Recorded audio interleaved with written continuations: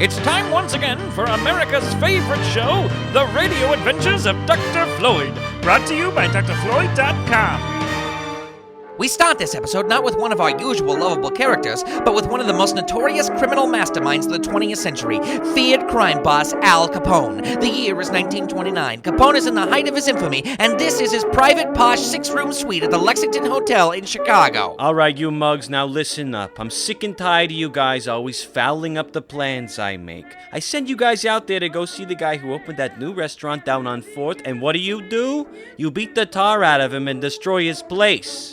Yeah, but boss, you told us to go over there and, welcome him to the neighborhood? Exactly. Which means welcome him to the neighborhood. Buy him flowers, bring him a nice bun cake, not walk in and smack him around, for crying out loud. Yeah, but boss, I don't... With all your screw-ups, it's no wonder I'm getting this horrible reputation. Any more mistakes and I'm gonna wind up being public enemy number 1. So just shut up and listen up, okay? Okay, boss, we're listening. Valentine's Day is coming up next Thursday, and I figured we could throw a little Valentine's Day party down at SMC Cottage Company for Bugs Moran and his gang. I want you to put on the Ritz. Cake, candy, little Valentine's Day cards, the whole 9 yards. I'm not too sure I understand. What's not to understand? You get Moran and his gang to meet you there, and then you throw them a surprise Valentine's Day party they'll never forget.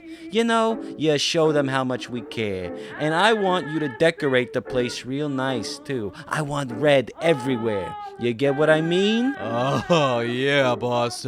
We get what you mean. We'll go over there and paint the place red, all right. Good. Now get out of here. I gotta take my bubble bath. While these perilous plans are being made on the 4th floor of the Lexington Hotel, let's move to the basement where the two evil villains, Dr. Steve and his assistant Fidgert, are slithering down the cavernous corridors underneath the building. Why, thank you, Fidgert. The mold down here is really wreaking havoc with my sinuses. I just don't understand. It should be right here. Well, this is the place that's on the map. No, this place is like a labyrinth. It's so darn dark down here. I really should have brought a flashlight. Fidgert, where are you? Fidgert? Fidgert? Fidgert, now don't leave me alone down here. You know that I... Right here. Oh, okay, good. Now I think we should... Ow! Fidgert, stay out of my way. Right there. You know you should always be 10 steps behind me. I'll give you 10 years behind you. No, if I could see you, Fidgert, you would so get it.